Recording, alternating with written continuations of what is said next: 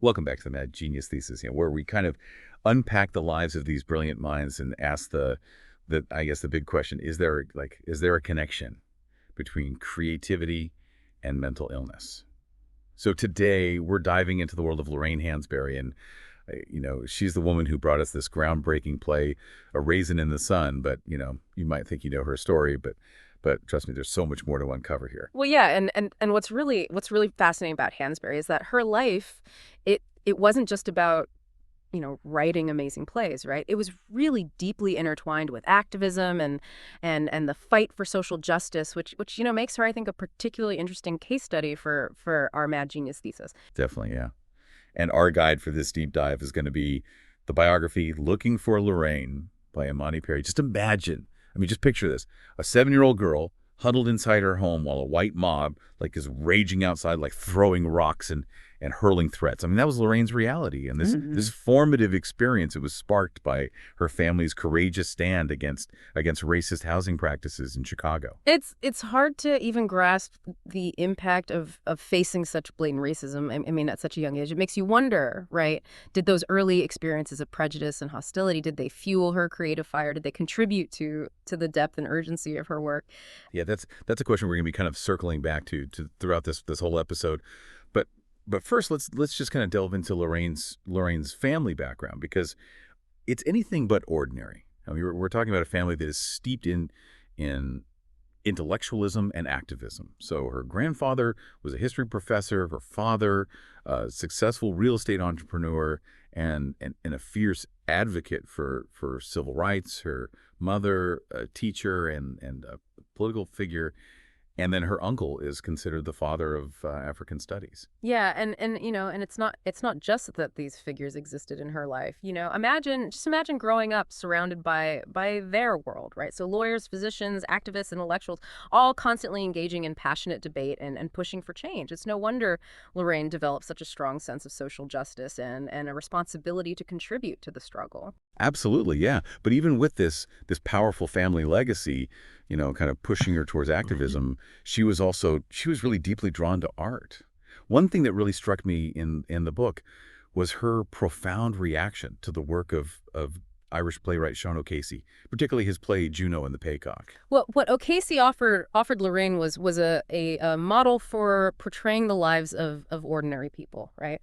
Their struggles, their joys, with a raw honesty and this poetic realism, and this was crucial because it freed her from the pressure that was prevalent at the time of portraying Black characters solely as like credits to their race. Yeah, I found that point really fascinating. Can you unpack that a bit more? What does it even mean to be freed from portraying characters as credits to their race? It means being able to show the full complexity of human experience, right? The flaws, the contradictions, the triumphs without the burden of representing an entire group in a way that reinforces stereotypes or upholds societal expectations. And O'Casey's work, it showed Lorraine that art could be a space for exploring authentic human experiences regardless of race or social standing. That's so insightful. And this freedom to explore, to experiment, it's further amplified when Lorraine leaves Chicago and embarks on a journey to study art in Ajijic, Mexico. Ajijic in the late 1940s, it was like a haven for bohemians and artists, a place that embraced unconventional lifestyles and offered Lorraine a taste of artistic freedom, that she hadn't experienced before. And she was mentored by fascinating figures like Carlos Merida, who blended European modernism with indigenous artistic traditions, and then Ernesto Linares, a passionate and openly queer abstract painter. That sounds like an incredibly vibrant and liberating environment. I'm curious, do you think this experience in Mexico played a role in shaping her views on social justice or even her approach to creative expression? It's hard to say for sure, but I think it's safe to assume that being exposed to different cultures, different ways of life, and different forms of artistic expression would would have broadened her horizons and deepened her understanding of the human experience. And it's interesting to note that the book subtly hints at the possibility that Edgegich may have been where Lorraine began to explore her own queer identity. Oh, that's a really intriguing point. It makes you wonder how those personal explorations might have intersected with her developing artistic voice and her commitment to social justice. Absolutely. And this interplay between personal and political, it becomes even more pronounced when Lorraine returns to the U.S. and kind of throws herself headfirst into the world of activism. Right. She connects with influential figures like W.E.B. Du Bois and Paul Robeson, and she even travels to Uruguay as Robeson's representative at a peace conference. Yeah. It's clear that she's becoming increasingly outspoken and committed to challenging the status quo. And this is where Lorraine's actions put her directly in the crosshairs of the Red Scare. I mean, remember, this was a time of intense political paranoia in the U.S. with widespread fear of communist infiltration. So the FBI begins surveilling her, and ultimately her passport is revoked. That's a chilling reminder of the price that people often paid for their beliefs and their willingness to speak out against injustice, especially during that era. Exactly. And it makes you wonder, right? Did this persecution fuel her creativity? Did it add a layer of urgency to her work? It's certainly something to ponder as we continue to explore her life and legacy. But before we delve deeper into her activism and artistic output, let's talk about another significant aspect of her life, which is her marriage to Robert Nemiroff. Yes, their relationship was anything but conventional. We're talking about an interracial marriage in the midst of the Red Scare, a union that defied societal norms and faced considerable challenges. And their wedding itself, as described in the book, was overshadowed by the news of the Rosenberg executions, which added a layer of political weight and anxiety to an already unconventional event. Wow, that's quite the backdrop for a wedding. It's clear that Lorraine's personal life was as complex and unconventional as her artistic and political pursuits. It makes you wonder how all these different facets of her life were intertwined and whether they fueled or hindered each other. That's a great question, and it's one that we'll be unpacking as we continue our deep dive into Lorraine Hansberry's extraordinary life. So we're back and ready to kind of delve deeper into Lorraine Hansberry's life. And before we left off, we were talking about her marriage, and I have to admit it's making me think about that Mad Genius question again. Mm-hmm. This wasn't just a woman challenging norms on stage. Like, her personal life was pushing boundaries too. And it makes me wonder, does that rebellious spirit, that need to break free, does that connect to creativity somehow? Yeah, it is a fascinating thought, isn't it? There's definitely like a pattern emerging here, right? I mean, we see this fierce independence even in her younger years, like during her time at the University of Wisconsin. The book describes like the scene where the residents of her dorm literally had to vote on whether to allow her to live there. I mean, can you imagine like being subjected to a popularity contest just to get housing? It's mind-boggling, and this wasn't some tiny backwater school. We're talking about the University of Wisconsin.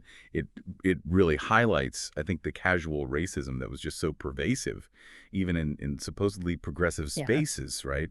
And it makes you wonder, like, what kind of toll does that constant scrutiny take on a person, especially a young aspiring artist? Absolutely. And the book doesn't shy away from the emotional labor that Lorraine had to perform, constantly proving her worth and defying stereotypes just to exist in spaces that should have been welcoming. But even in this environment, she found ways to connect with art that resonated with her soul. There's a beautiful passage where she describes hearing the Irish wail in Casey's Juno and the Paycock and recognizing a similar melody in her own cultural experience. It's like she found a universal language of emotion that transcended cultural boundaries. Yeah, that's such a powerful image, that idea of a shared human melody kind of resonating across cultures. It makes me think about how art can help us connect with each other on a deeper level, beyond the superficial differences that often divide us. And this idea of connecting through shared experiences is even more pronounced when Lorraine travels to Mexico and immerses herself in the bohemian world of Edgegich. What was the artistic scene like there? Did it influence her creative process? Ajijic was like this melting pot of creativity. It attracted artists from all over the world, and it was a place where people felt free to experiment, to challenge artistic norms, and to embrace unconventional lifestyles. Lorraine was mentored by figures like Carlos Merida, who blended European modernism with indigenous art forms, and Ernesto Linares, who was a passionate and openly queer abstract painter. It was a far cry from the restrictive atmosphere that she experienced in Wisconsin, or even in her own family. Starting to feel like each experience in Lorraine's life, both positive and negative, was kind of layering upon each other, adding depth and complexity to her worldview. And this layering continues when she returns to the U.S. and throws herself into activism, ultimately leading to that trip to Uruguay as Paul Robeson's representative at the peace conference. What was it about this conference that made it so important to her? And why do you think she was willing to risk so much, including the scrutiny of the FBI to attend? You have to remember, this was the height of the Cold War, right? And the U.S. government was incredibly suspicious of anyone with even the slightest connection to communist ideology. So attending a peace conference, especially one with international participants, I mean, this was seen as a subversive act. But Lorraine was deeply committed to the idea of peace and international cooperation. And she saw this conference as an opportunity to challenge the prevailing narrative of fear and hostility. And of course she was deeply inspired by Paul Robeson, a man who would face his own share of persecution for his outspoken beliefs. Yeah, it takes incredible courage to stand up to such powerful forces, especially during a time of intense political paranoia. But amidst all this political turmoil, there's also a love story kind of unfolding, right? Yeah. We were talking about her marriage to Robert Nemiroff before. Can you tell us more about their relationship and how it kind of fit into the larger context of her life? Well, their marriage was a partnership in every sense of the word. They shared this passion for social justice, and they were both deeply involved in the fight for racial equality. But it was also a complex relationship, one that navigated the challenges of being an interracial couple in a society that was still grappling with deep-seated racism. And as Lorraine's career took off,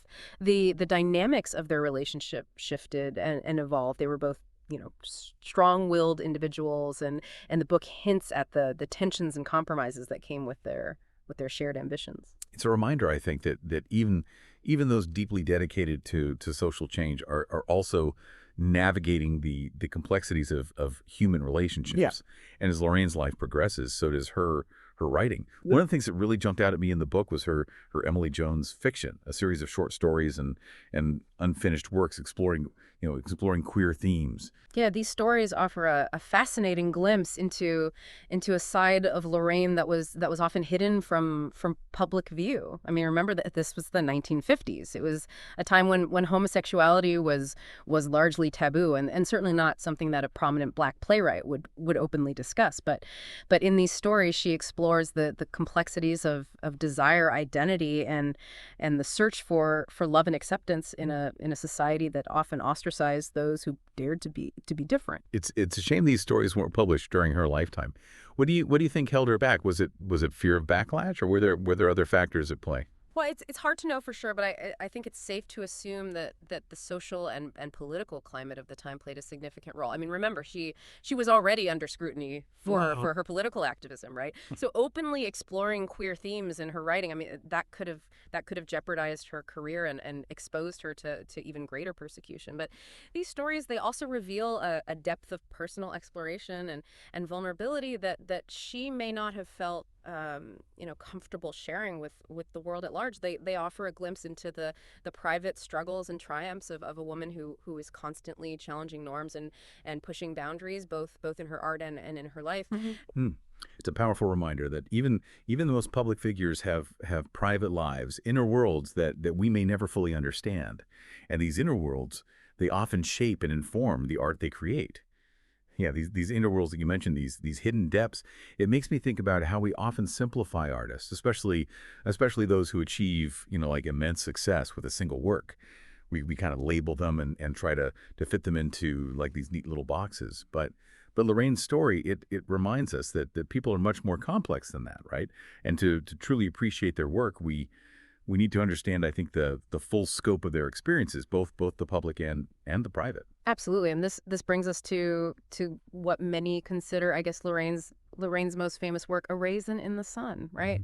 And it's a landmark play, no doubt, but I think we do a disservice to her legacy if we limit our understanding of her to this one piece. Yeah, I completely agree. The book makes a point of emphasizing that her body of work extends far beyond A Raisin in the Sun, right? I mean, you have plays like Le Blanc, which tackles colonialism and the complexities of identity, and then there's The Sign in Sidney Brustein's window, which delves into the bohemian world of Greenwich Village and its contradictions. And what's striking about these later works is that they grapple with issues that are still so relevant today, right? So race, gender, sexuality, political idealism, and the disillusionment that often accompanies the struggle for change. Right. It's like she was writing for future generations, anticipating the challenges that we'd be facing decades later.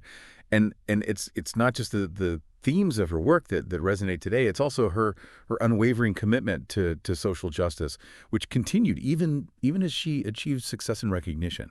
The book talks about how she remained deeply involved in the civil rights movement, supporting organizations like SNCC, and even organizing a rally to raise funds for war's voter registration efforts in Mississippi. And there's a particularly poignant detail about that rally. The money raised was used to purchase a station wagon for the activists working in Mississippi. And tragically, just a few weeks later, 3 young civil rights workers, Andrew Goodman, Michael Schwerner, and James Chaney, were murdered by the Ku Klux Klan while driving a station wagon purchased with funds from that very rally. It's a heartbreaking reminder of the very real dangers that activists faced during that era, and the incredible sacrifices that they made in the fight for equality. And Lorraine, despite her own struggles, she never backed down. The book even describes this televised discussion where she challenged Robert Kennedy, then the Attorney General, to move beyond liberal platitudes and embrace a more radical approach to addressing racial injustice. It's a testament to her fearlessness, her willingness to speak truth to power, even when it meant risking her own reputation or popularity. She wasn't content with incremental progress, right? She demanded systemic change, and this boldness wasn't limited to her political activism. It extended to her personal relationships as well. The book talks about her close friendship with James Baldwin, a bond built on intellectual sparring, shared laughter, and a deep understanding of each other's vulnerabilities. It was a friendship that challenged and nurtured them both, pushing them to confront uncomfortable truths and to grapple with the complexities of the world. And it's in Baldwin's account of his last encounter with Lorraine that we see just how deeply her illness had taken hold. He described seeing her, walking down Fifth Avenue, her face filled with this profound sadness, and as his car drives away, he hears a thunderclap. It's a powerful image, almost like a foreshadowing of the loss that was to come. Yeah. That sense of impending doom really struck me, especially knowing how her story ends. Yeah, it highlights the fragility of life, the way even the brightest lights can be extinguished too soon. And in Lorraine's case, her light was dimmed at the tragically young age of 34 when she succumbed to pancreatic cancer. And the book doesn't shy away from the profound grief felt by those who knew and loved her, the sense of a life cut short, a voice silenced before its time. It makes you wonder what she might have accomplished had she lived longer. What other stories she might have told, what other boundaries she might have pushed. It's a question that lingers, a reminder of the potential that was lost, but even in death, her legacy continues to inspire. Her words, her plays, her activism, they all serve as a beacon for those who strive for a more just and equitable world. And as we wrap up this episode, I find myself circling back to our Mad Genius question, Was Lorraine's creativity fueled by her struggles? Did her art provide solace and meaning amidst hardship? It's a complex question without a simple answer, but I think Lorraine's story suggests that creativity is often born out of a collision of forces, personal struggles, societal pressures, the need to make sense of a world that often feels chaotic and unjust. And maybe it's not about separating the madness from the genius, but rather recognizing that they're often intertwined.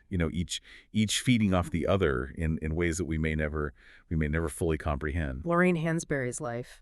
It was a testament to the power of embracing that complexity of using one's voice to challenge norms, to spark conversations, and to fight for a world that reflects the beauty and diversity of the human spirit. So to all our listeners out there, we encourage you to seek out looking for Lorraine and discover the full depth and complexity of this remarkable woman.